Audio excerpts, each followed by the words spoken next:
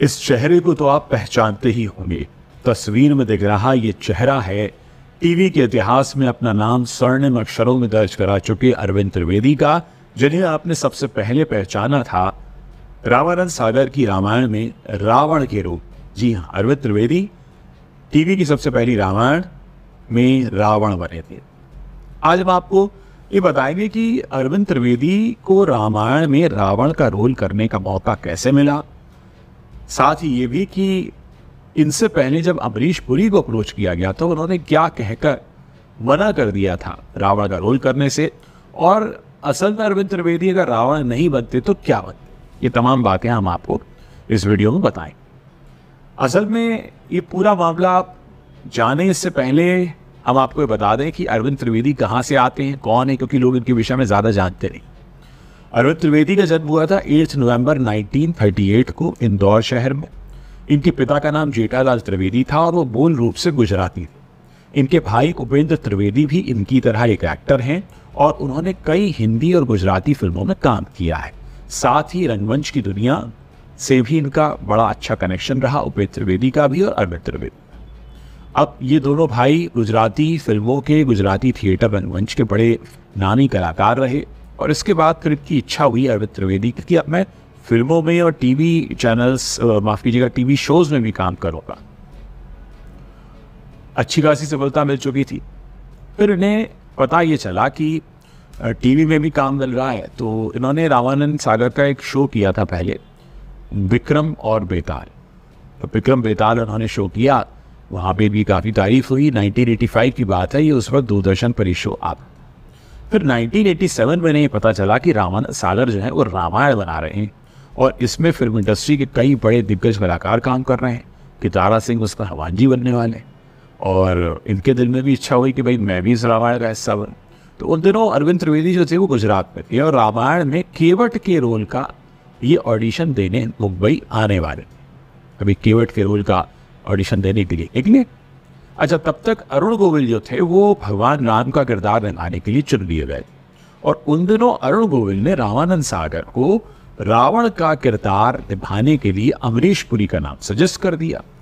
और रामानंद सागर को जानते थे भी अमरीश पुरी बड़े अच्छे विलन है, वो रावण बनेंगे तो एकदम जान आ जाएगी शो के अंदर। लेकिन अमरीश पुरी ने कुछ ऐसा कहा कि जिसके बाद वो ये रोल कर नहीं पाए। असल में उनकी दो वजह थी, मुख्य वजह। पहला तो ये था कि अमरीश पुरी उन दिनों विलन के तौर पर खूब कामयाब हो गए थे, जबकि वो दौर टीवी के लिए एक नया था। अमरीश पुरी खुद को टीवी के दायरे से बांधना नहीं चाहते थे और दूसरी वजह ये थी कि फिल्मों से मिलने वाला जो पैसा था वो बहुत ज़्यादा था और ये जो रामानंद सागर हैं ये अमरीश पुरी को जो ऑफर दे रहे थे वो बहुत छोटा था। तो अमरीश पुरी ने कहा कि मैं इतने कम पैसे के लिए टीवी पर नहीं आऊँगा, मैं तो फिल्म कर रहा हूँ, आप मुझे टीवी पर भी ला रहे हैं और पैसा भी कम दे रहे। और उस वक्त ये भेद ज़्यादा था। खैर, छोटे पर्दे और बड़े पर्दे का भेद फूक था। इधर अरविंद त्रिवेदी मुंबई आए और सीधा रामानंद सागर के ऑफिस पहुंचे। रामानंद सागर ने अरविंद त्रिवेदी का ऑडिशन लेना शुरू किया और इन्हें स्क्रिप्ट पढ़ने को दी। अरविंद त्रिवेदी ने वो स्क्रिप्ट पढ़नी शुरू की और जब अरविंद त्रिवेदी ने वो स्क्रिप्ट पढ़कर खत्म की तो ऑडिशन रूम में सन्नाटा छा गया। तो अरविंद को ये लगा कि शायद मेरा काम पसंद नहीं है, तो उन्होंने एक असिस्टेंट को अपनी स्क्रिप्ट थमाई और बस वो चल दी। उनको लगा कि मैं अब तो रिजेक्ट हो गया, अब तो मतलब सवाल ही नहीं है, सब एकदम चुप है, मतलब टाटा बाय बाय है मामला।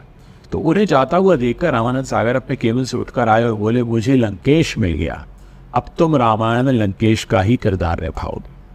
तो एग्जैक्टली बड़े हैरान रह गए अरविंद त्रिवेदी देख के कि मैं तो केवट का रोल करने आया था, छोटा सा रोल, आप यार रावण का रोल दे रहे हैं इतना बड़ा। तो उन्होंने कहा भाई देखो, तुम्हारी बॉडी लैंग्वेज में देखकर समझ गया था कि तुम इस रोल के लिए परफेक्ट हो और मैं जैसा एक्टर तलाश रहा था रावण के लिए जो मतलब बुद्धिमान दिखता हो, बलवान दिखता हो। इत्तेफाक से तुम बलवान भी दिखते हो, बुद्धिमान भी दिखते हो, इसलिए तुम ही मेरी रामायण में रावण बनो। और इस तरह अरविंद त्रिवेदी जो थे वो रामायण का हिस्सा बन गए। अब इनकी हम आपको निजी ज़िंदगी के बारे में बता देते हैं। इनकी निजी ज़िंदगी के बारे में बात करें तो अरविंद त्रिवेदी ने 12वीं कक्षा तक पढ़ाई की मुंबई में, भवंस कॉलेज है यहाँ से। फिर 4 जून 1966 के दिन इनकी शादी हो गई। इनकी पत्नी का नाम नलिनी है, उनसे इनकी 3 बेटियाँ हुई और अपने एक्टिंग करियर में इन्होंने 300 से भी ज़्यादा हिंदी और गुजराती फिल्मों में काम किया। वो बात अलग है कि इनको जो पहचान रामायण से मिली वो किसी से नहीं। अच्छा, इसके बाद ये राजनीति में भी काफ़ी चमके। अरविंद त्रिवेदी ने राजनीति में भी अपने कदम रखे और 1991 के चुनाव में भारतीय जनता पार्टी के टिकट पर गुजरात की सांबरकाठा जो लोकसभा सीट है वहाँ से जीत गए, सांसद बने। 2002 में वाजपेयी सरकार में भी इनको पद मिला। इनको अरविंद त्रिवेदी को जो था CBFC यानी central board for film certification का चेयरमैन बनाया गया। इस पद पर ही 1 साल के आसपास रहे और गुजराती सिनेमा में इनके शानदार योगदान के लिए इन्हें गुजरात प्रदेश सरकार की तरफ से 7 टाइम्स बेस्ट एक्टर का अवार्ड दिया गया। और इसके बाद 6 अक्टूबर 2021 के दिन अरविंद त्रिवेदी जो थे वो दुनिया छोड़कर चले गए। तो कुल मिलाकर ये है अरविंद त्रिवेदी का परिचय, जिस चेहरे को आपने रावण के तौर पर पहचाना। देखिए, रामायण के जितने किरदार हमने रामायण में पढ़े थे, अपने किस्से कहानियों में सुने थे, उनको हमने पहली बार जीवंत रूप से देखा था इसी शो में, जो कि रामानंद सागर की रामायण थी। ये पहला मौका था और वो 1988-89 का ज़माना था जब इस तरीके से शो आता था। संडे सुबह ऐसा लगता था पूरे देश में कर्फ्यू लग गया है, हर कोई जानना चाहता था कि कैसे हुआ था सब कुछ। और लोगों को लगता था कि जो शो में हम देख रहे हैं ना, बिल्कुल वैसा ही हुआ होगा, ऐसे ही राम होंगे। सब अरुण गोविल को ही राम मानते थे, दीपिका चिकनिया को ही सीता मानते थे, संजय जोग को ही भरत मानते थे, सुनील लहरी को ही लक्ष्मण मानते थे। भगवान हनुमान जी के रोल में जो उन्होंने देखा कि दारा सिंह। तो कुल मिलाकर मामला ये है कि इस शो से जुड़ी ऐसी कई कहानियां हैं जिनको मैं आपको सुनाना चाहता हूं। अगर आप चाहते हैं कि ऐसी कहानियां मैं और लेकर आऊं, कौन कैसे सेलेक्ट हुआ, किसको कौन सा रोल मिला, कैसे शूटिंग हुई, कैसे शूटिंग के समय कई सारी ऐसी चीज़ें नहीं जिससे पता चला कि हाँ ये शो आगे चलकर बहुत बड़ा हिट होने वाला है, ऐसी तमाम किस्से कहानियाँ मैं निकाल कर लाता रहूँगा। मुझे आप लोगों से जानने की ज़रूरत है कि क्या आप ऐसी कहानियाँ सुनना चाहते हैं। अगर हाँ, तो इस वीडियो के नीचे कमेंट करके बताइए। साथ ही अगर इस टीवी शो के अलावा और भी कोई ऐसी किस्से कहानियाँ हैं जो आप सुनना चाहते हैं मेरे प्लेटफॉर्म पर, तो हमारे चैनल को आप सब्सक्राइब कीजिए, नए लोगों को जोड़िए। हमारी वीडियो आप जितना ज़्यादा शेयर करेंगे हमें उतना ही ज़्यादा प्रोत्साहन मिलेगा और उतनी ही अच्छा कंटेंट इस चैनल पर दिखा पाएंगे। और हमारी एक और कोशिश है दोस्तों आपके साथ में कि हम आपसे भी सजेशन लेते रहें, आप और क्या क्या देखना चाहते हैं। कई बार हम कुछ कंटेंट अपनी तरफ से लाते हैं, हमको पसंद आता है, कई बार आपके सजेशन इतने अच्छे होते हैं कि हमारा मन करता है कि हम आपके सजेशन के हिसाब से काम करें। तो इधर वही कोशिश है।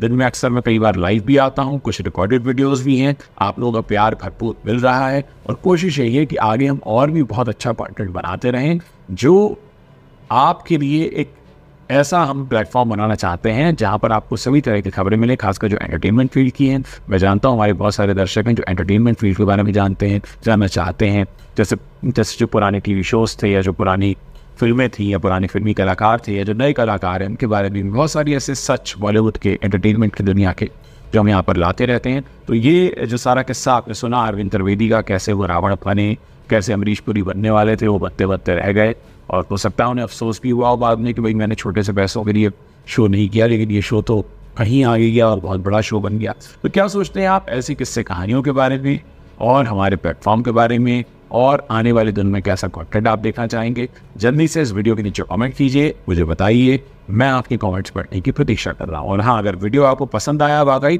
तो इसे आप अपने दोस्तों को भेज सकते हैं।